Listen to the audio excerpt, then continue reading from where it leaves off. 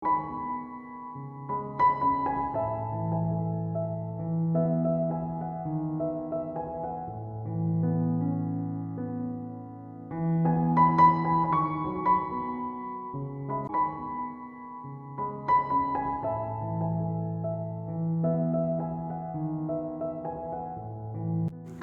আলাইকুম।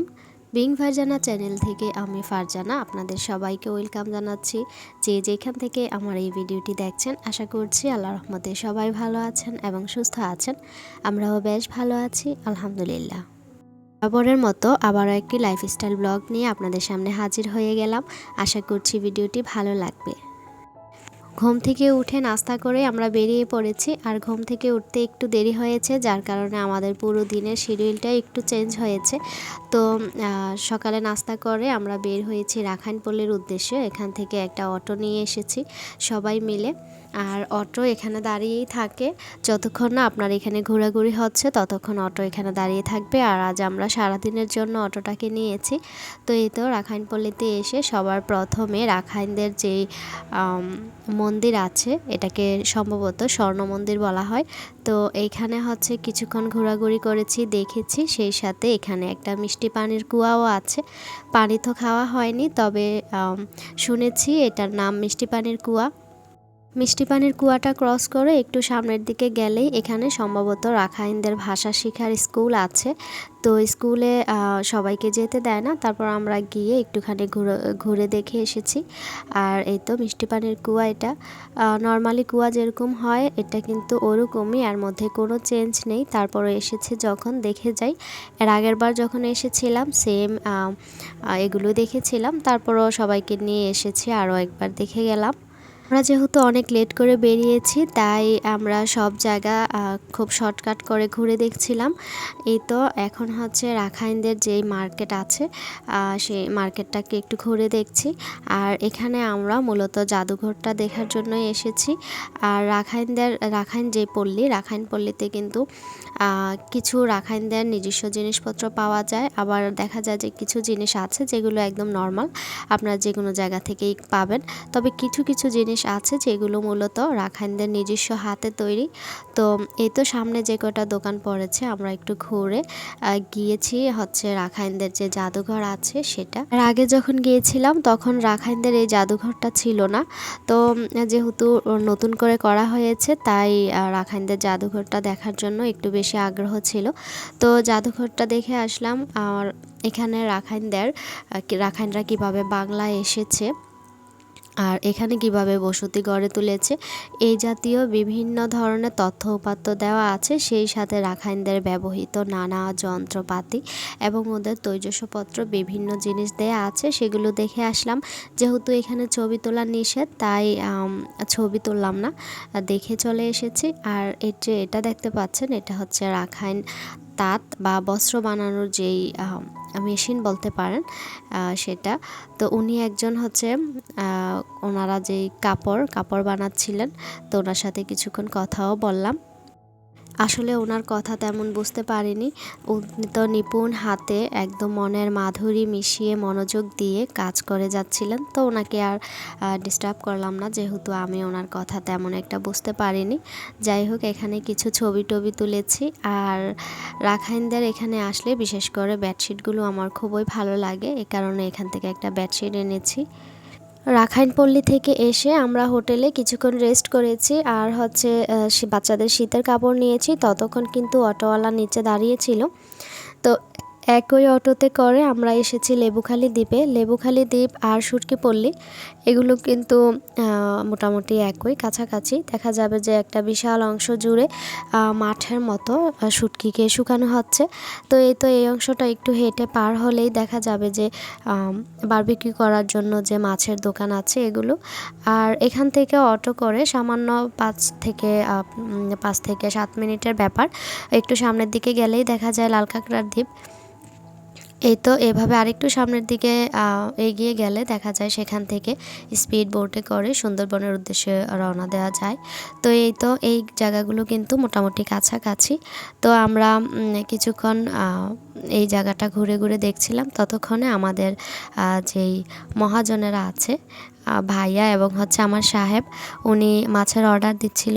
তো কী কী মাছ নিয়েছে আমি বলতে পারবো না, দেখিনি। শেষ পর্যায়ে এসে একটুখানি দেখেছি ওনারা কথা বলছে। আর আমরা সবাই কিন্তু খুশিতে এদিক সেদিক ছোটাছুটি করছিলাম, যে যার মতো ঘুরে বেড়াচ্ছিলাম। তো আমার অনেক বেশি ভালো লাগছিল যেহেতু পরিবারের সবাই একসাথে গিয়েছি। আর আপনাদেরও যদি ভিডিওটা ভালো লাগে তাহলে প্লিজ একটা লাইক দিতে ভুলবেন না। চাইলে চ্যানেলটিকে সাবস্ক্রাইব করে আমার পাশেই থাকতে পারেন। পাশে থাকা অল অপশনটি অবশ্যই প্রেস করে রাখবেন, এতে করে আমি কোনো ভিডিও ছাড়ার সাথে সাথেই নোটিফিকেশন পেয়ে যাবেন। যে কোনো মুহূর্তে সেখান থেকে ভিডিওটি দেখে নিতে পারবেন। আর যদি ফেসবুক থেকে দেখে থাকেন তাহলে চাইলে পেজটিকে ফলো করে রাখতে পারেন। লাইক কমেন্ট করতে একদমই ভুল। আপনাদের সুন্দর সুন্দর কমেন্ট পড়তে আমার অনেক বেশি ভালো লাগে। আমরা ভাই মেয়ে মানুষ, যেখানে যাব সংসার বাঁধে আমাদের কোনো কথাই নেই। তো এই তো আমার আপা আর হচ্ছে আমি দুজনে মিলে এখানে শুটকি দেখছিলাম। তো যেহেতু আপা আছে এখন আর আমার দেখার দরকার নেই, তো ওনারা হচ্ছে ভাই বোন মিলে শুটকি দেখছিল। ওনারা আবার ভালো বোঝে। আমি সাইডে এই যে বাচ্চা দুটো দেখতে পাচ্ছেন এনাদের খেলা দেখছিলাম। আসলে এই দুটো বাচ্চা আমার কাছে অনেক বেশি মায়া লাগছিল। ভেবেছিলাম হয়তো ওরা খুব বেশি হতদরিদ্র পরিবারের হবে, কিন্তু পরে উপলব্ধি করতে পারলাম যে আসলে না, প্রত্যেকের জায়গায় তারা নিজেদের মানে অবস্থান অনেক শক্তপোক্ত হয়ে থাকে। মানে হচ্ছে যার যার অবস্থানে সে কিন্তু ভালোই আছে। ওনার সাথে বেশ খানিকক্ষণ গল্প করছিলাম, আর ওনার সাথে কথা বলে বুঝতে পারলাম যে আসলে ওনারাও কিন্তু ভালো পরিবারের বা ওনাদের মতো। এই তো ওনাদের সংসারে তেমন অভাব নেই, ব্যবসা করছে, খাবার খাচ্ছে, এই তো চলছে ওনাদের। তো আমরা আসলে উপর থেকে দেখে হয়তো মনে করি যে এই যে বাচ্চাগুলো ওরা হয়তো অনেক কষ্টে আছে বা এই ধরনের কিছু চিন্তা ভাবনা করে থাকে। আসলে আমরা বুঝতেও পারিনি যে শৈশবের সেরা মুহূর্তটুকু ওরাই কিন্তু কাটাচ্ছে। ওনার সাথে কথা বলে আমার অনেক বেশি ভালো লেগেছে। আর বিশেষ করে ওনার সাথে যখন কথা বলেছি, উনি আমাদের জন্য রান্নাবান্না করছে। আমার মনে হচ্ছিল গ্রামে ছোটোবেলায় যখন আমার আম্মা পাশে দাঁড়িয়ে রান্না করতো আর আমরা যখন বকবক বকবক করতাম, সেই মানে ফিলিংস আসছিল। তো যাই হোক, আর এদিকে বাচ্চারা হচ্ছে পেছনের দিকে যে মাঠ আছে ওখানে বাচ্চারা খেলাধুলা করছে, ওদিকে খাবার প্রস্তুত হচ্ছে। আমার খুব ইচ্ছে করছিল যে বাচ্চাদের সাথে একদম বালিতে খেলাধুলা করি, কিন্তু আমার আর এই বয়সে সাথী কোথায় পাবো? সেই সাথে বাচ্চাদের মতো এভাবে যদি বসে পড়ি তাহলে তো আর চলবে না। বয়সের একটা মানে বয়স বলেও একটা কথা আছে। তো বাচ্চারা খেলাধুলা করছিল আর আমি এনজয় করছি। এই তো এখানে আরও অন্যান্য বাচ্চারাও ছিল, সেই সাথে স্থানীয় কিছু বাচ্চাও ছিল। তো এভাবে করে করে দেখা গেল যে আমাদের খাবারও প্রস্তুত হয়ে গিয়েছে। তবে বেলা গড়িয়ে খুব বিকেল করেই খাবারটা খেয়েছি, কেননা আমি আগেই বলেছিলাম আমাদের বেরোতে একটু দেরি হয়ে গিয়েছে। এই কারণে দেখা গেছে আমাদের সব কাজেই একটু লেট হয়েছে। অনেক বেশি ক্ষুধা নিয়ে সেই সাথে মজার মজার একদম ফ্রেশ মাছ নিয়ে খাবার খেতে বসেছি। এখানে মাছ যেহেতু মাছ খাওয়ার জন্য এখানে এসেছি, তো মাছ ছাড়া আর কি থাকবে, এটাই স্বাভাবিক। তারপর এখানে ভর্তা ছিল, ডাল ছিল। তো এই তো ওনারা সাধ্যমতো চেষ্টা করেছে আমাদেরকে আপ্যায়ন করার জন্য, আর আমরাও অনেক বেশি হ্যাপি ছিলাম। সবাই মিলে খাবার খাচ্ছিলাম। আর সামনে এরকম একটা ডুবন্ত সূর্য ডুবে ডুবে যায় অবস্থায়, একটু ভাবুন তো কী পরিমাণে আমাদের ভালো লাগছিল। সেই ভালো লাগাটাই আপনাদের সাথে শেয়ার করছি। আশা করছি আমাদের ভালো লাগাটাও আপনাদের কাছেও বেশ ভালো লাগবে। কাছে মনে হয় পরিবারের সাথে কাটানো সময়গুলোই জীবনের সেরা মুহূর্ত, মনে রাখার মতো এবং স্মৃতির পাতায় ধরে রাখার মতো মুহূর্তগুলো যদি জীবনে কিছু থাকে তাহলে সেগুলো পরিবার এবং আত্মীয়দের সাথে কাটানো সময় ছাড়া আর কিছুই হতে পারে না।